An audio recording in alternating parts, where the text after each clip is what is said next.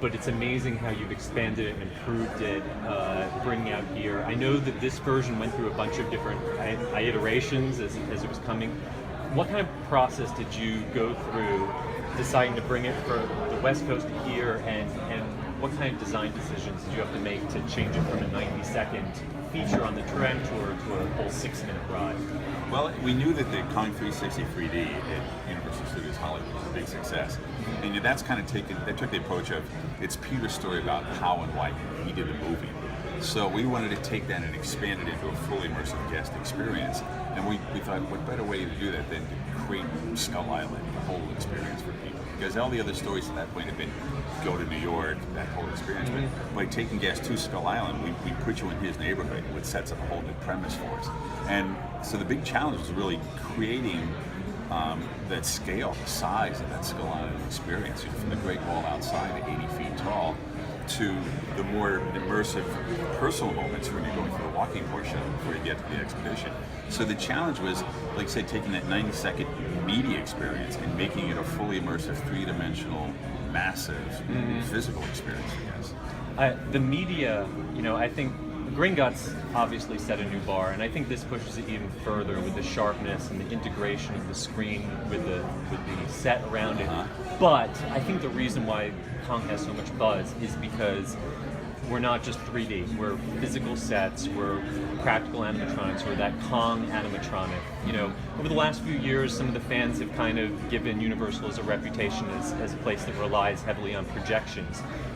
Are we going to see a trend more towards using more practical effects? Do you feel like people who have screens at home and are constantly looking at screens and have their own 3D or 4K TV at home want more practical things when they go to a theme park? Well, sure. We want to create an experience that you can't get anywhere else. It's another park, another resort, here at Universal. So when you do the media, it has to be bigger and better than anything we've done before. So in this case, Kong was 4K at 60 frames per second, which is much higher resolution and bigger than even it was in Hollywood. But your point about surrounding it in a physical environment is really important. And then adding in not just the animated figures, but the live actors as well. And really the set itself. The rock work, there's 150,000 square feet of rock work in this attraction. And every nook and cranny is hand carved. There's not a prefab piece except for a few headers in some places. So that was really important to us to get that detail. So I think it's that overall experience, and we want to make sure that the story drives what we do more than the technology we're going to use to tell it. I think that's really important for us. So if there's a situation where projection in media is a better way to tell the story, then we'll of course still use that.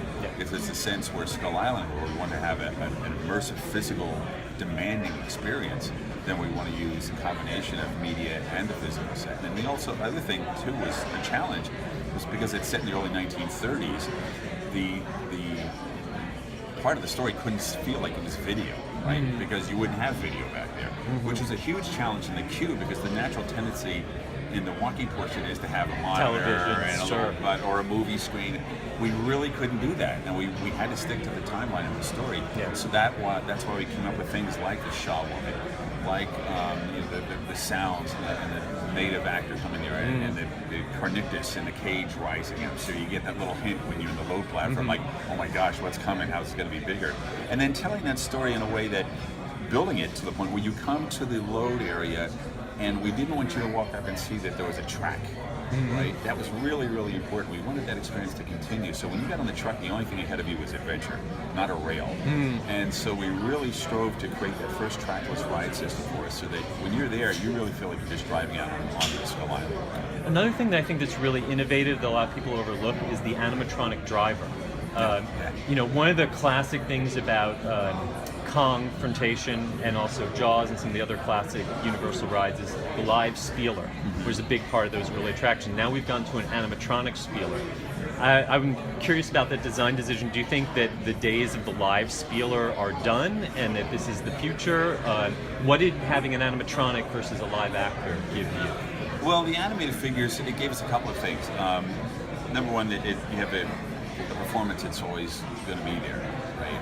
And the other thing that was really enticing about this was not just an animated figure that's the same on every truck, but we have 5 different personalities. So you have Will, and you have Kalana, and you have Jinx, and you have Doc, and Becky. So you have 5 very distinct personalities that are telling the same story, but with a very different personality and spin to it. So you could come and ride it up to 5 times and get a completely different experience. Yeah. So again, I think I'm still waiting to see Becky. I've seen everyone except Becky. She's on spring break. Yeah. No. She'll be coming along soon. But I think that, again, it's the tools that you want to use to tell that story. And we felt that creating these really bigger-than-life characters for the drivers was as important as creating the characters on the media or even the animated figure.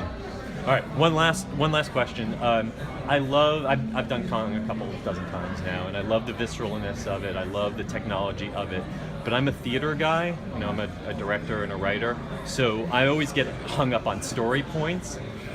I love Kate because she's this strong female protagonist. She carries you through to about the 2/3 point, and she vanishes, and it kind of becomes a different ride. Was there ever any consideration? I understand that you wanted to sort of use the Hollywood animation as a basis. Was there any consideration to integrating her into that so she has some interaction with Kong, or using a mucin or an animatronic at the end so that she kind of ties up her storyline?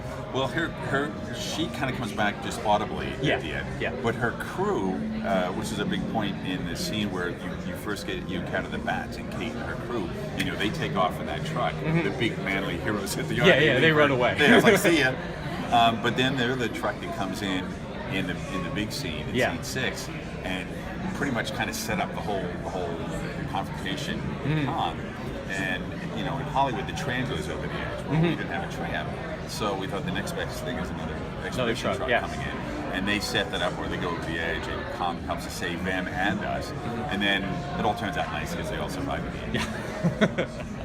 Excellent. Thank you so much. You're welcome, Seth. Looking forward to the next Thanks. Next one.